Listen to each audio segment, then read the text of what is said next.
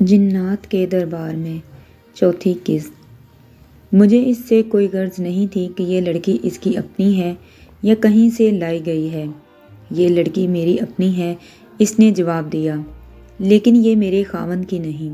وہ چپ ہو گئی اور اس نے سر جھکا لیا۔ میری حوصلہ افزائی اور بہت سے اصرار کے بعد بولی، میری شادی جبل پورہ چھاؤنی میں ہوئی تھی۔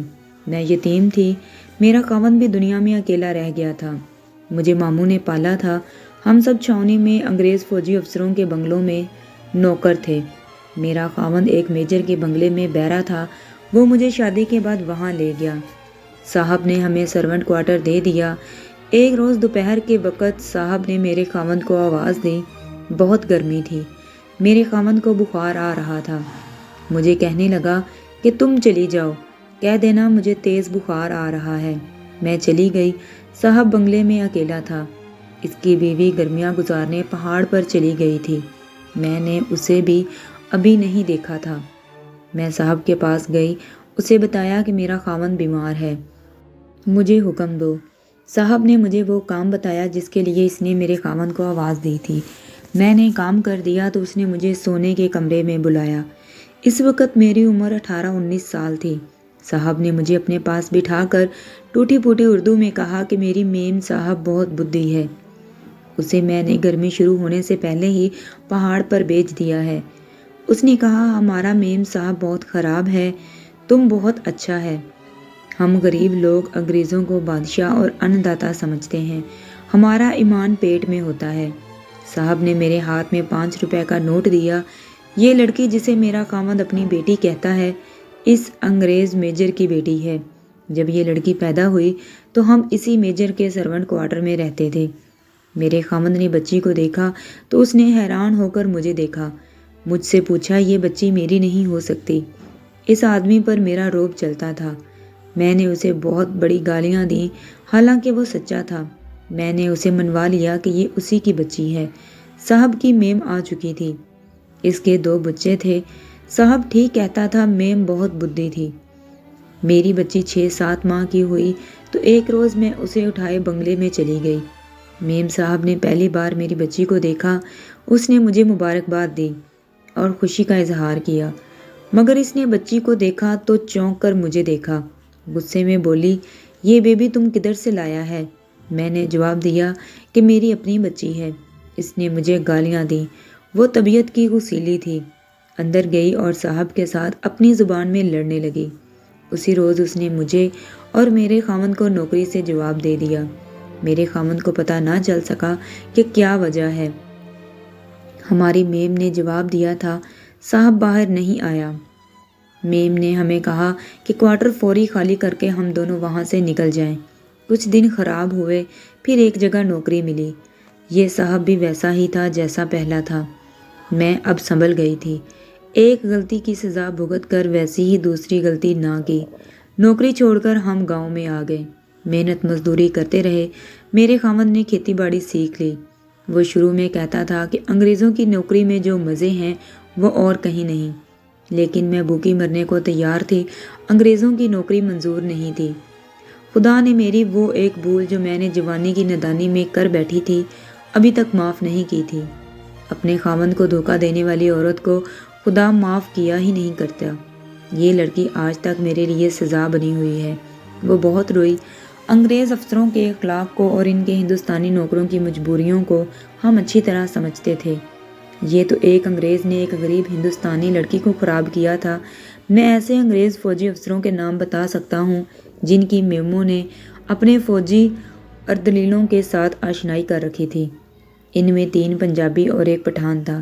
انگریزوں کی اخلاقی حالت کچھ ایسی ہی تھی۔ تم تو اپنے خاوند کی طرح اس وہم کو نہیں مانتی ہوگی کہ یہ لڑکی کسی جن کی اولاد ہے۔ میں نے کہا، کیا تم یہ سمجھتی ہو کہ یہ لڑکی تمہارے گھر سے چلی جائے تو تمہارے ہاں اولاد ہوگی؟ وہ پسماندہ ذہن کی عورت تھی، اس لیے پیر کے خلاف کوئی بات کرنے یا کہنے سے ڈرتی تھی۔ میرے سوال کے جواب میں اس نے کہا، سرکار، پیر حکیم صاحب کا کہنا سر آنکھوں پر، انہیں غیب سے اشارے ملتے ہیں، لیکن یہ لڑکی جس کی اولاد ہے وہ میں نے بتا دیا ہے۔ اگر سرکار نے کہا ہے کہ اولاد ہوگی تو شاید ہو جائے۔ مجھے اس خاوند کی اولاد کی امید نہیں، مگر اس کی اولاد ہونی ہوتی تو 21-22 سال میں ایک بچہ تو ہوتا، لڑکی کہاں ہوگی؟ وہ قسمیں کھانے لگی کہ اسے نہیں معلوم۔ اسے وہ پیر کے گھر چھوڑ آئے تھے۔ میں نے زمیندار کا نام لے کر پوچھا تو اس کے ساتھ لڑکی کے تعلقات کیسے تھے؟ کیا یہ ہو سکتا ہے کہ لڑکی اسے پسند کرتی ہو اور لڑکی کو اسی زمیندار نے پیر کے گھر سے اغوا کرایا ہو؟ معلوم ایسے ہی ہوتا تھا جیسے وہ اس زمیندار کو پسند کرتی ہے۔ اس نے جواب دیا۔ اس کے دیے ہوئے تحفے اور کپڑے ہنسی خوشی لے کر رکھ لیتی تھی۔ وہ راتوں کو باہر نکل جاتی تھی تو مجھے یقین ہوتا تھا کہ زمیندار کہیں جنگل میں آیا ہے اور یہ اس سے ملنے گئی ہے۔ تم لڑکی سے ڈرتی ہو؟ بہت ڈرتی ہوں، اس نے جواب دیا، کیونکہ وہ ہماری سنتی ہی نہیں۔ اس سے کچھ اور باتیں پوچھیں، کچھ باتیں اسے سمجھائیں اور میاں بیوی کو گھر بھیج دیا۔ میرے سامنے بڑا ہی پیچیدہ مسئلہ تھا۔ یہ نہ گھوڑی کی چوری کا تھا اور نہ ہی لڑکی کی گمشدگی کا۔ یہ رامے کھوجی کے قتل کا مسئلہ تھا۔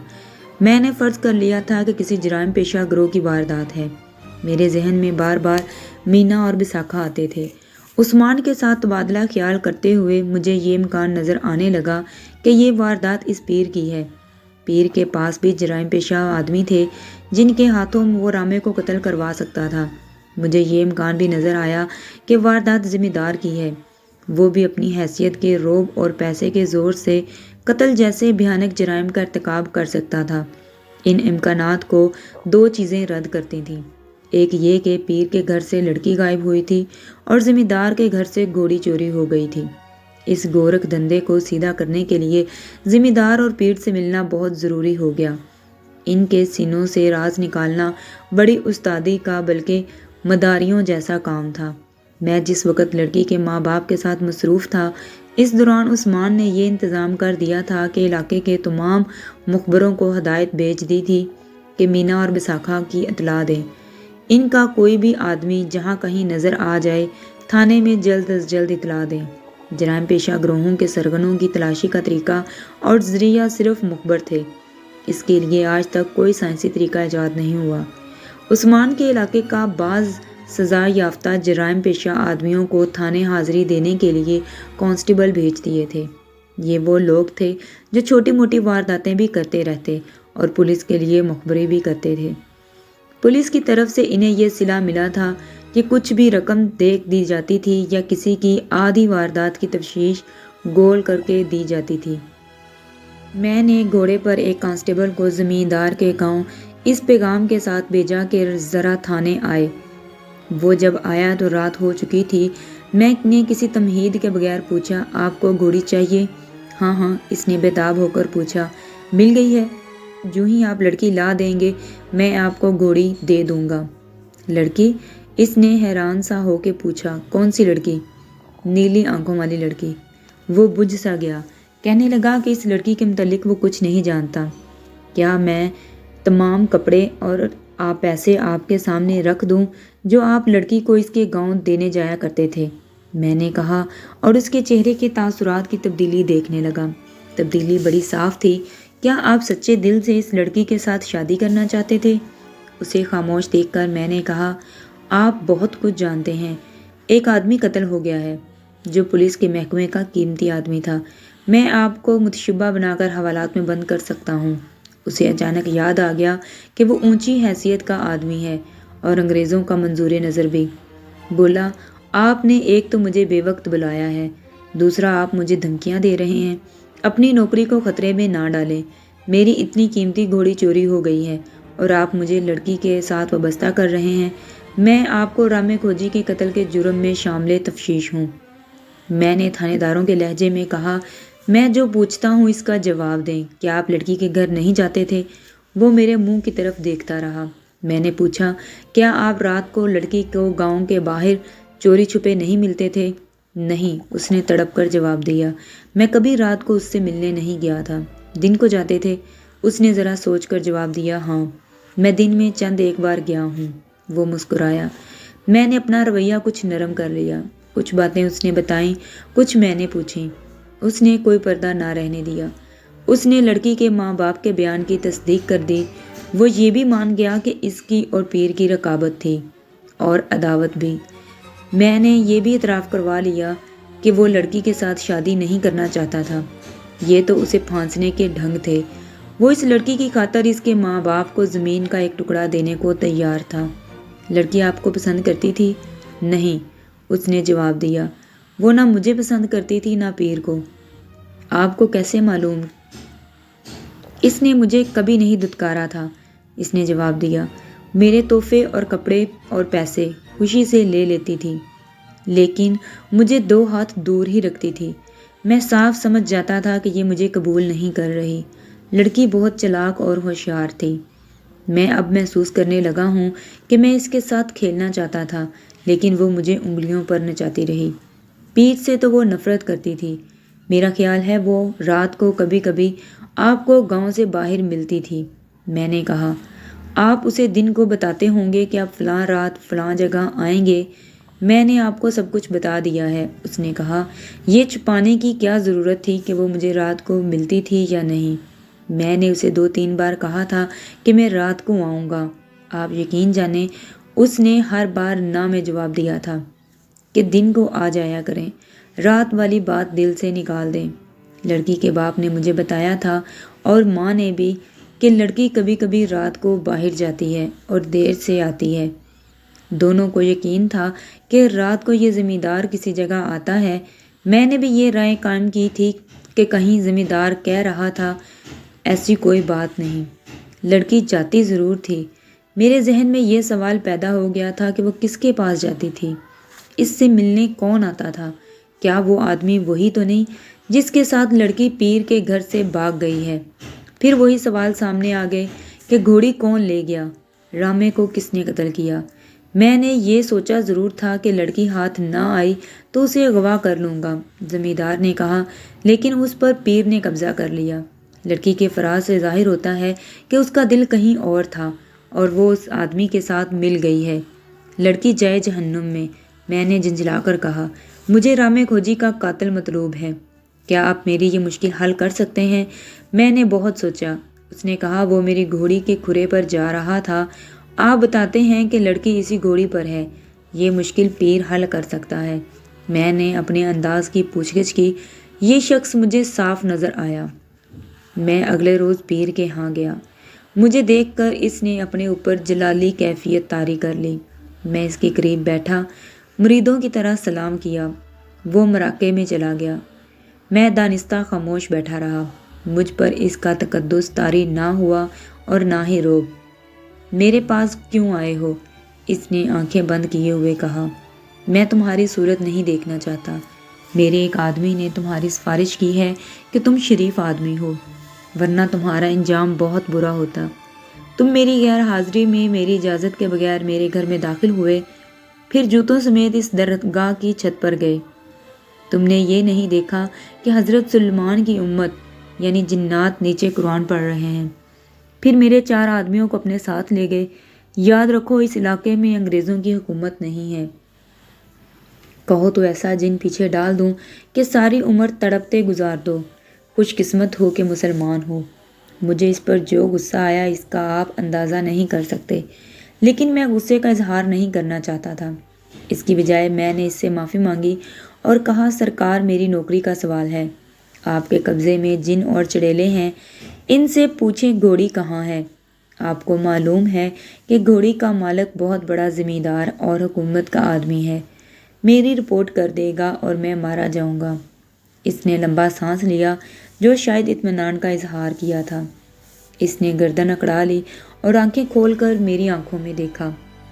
میرے سر پر ہاتھ رکھ کر اپنے جلالی انداز میں بولا، پرسوں اسی وقت دربار میں پھر حاضری دو، ہم تمہیں بتائیں گے گھوڑی کس کے پاس ہے۔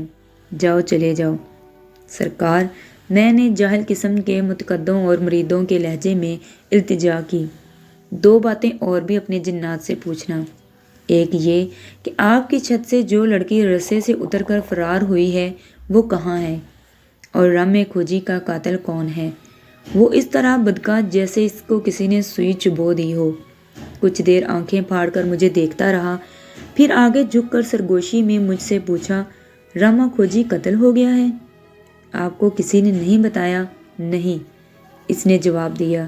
میں سوچنے لگا، کیا اس شخص کو واقعی علم نہیں کہ راما کھوجی قتل ہو گیا ہے؟ قتل اس کی بستی سے دور ہوا تھا۔ میں جائے واردات پر دوسری طرف سے گیا تھا، شاید اسے معلوم نہ ہو سکا ہو۔ پولیس کہیں جاتی تھی تو ہر طرف خبر پھیل جاتی تھی کہ فلاں جگہ پولیس گئی ہے۔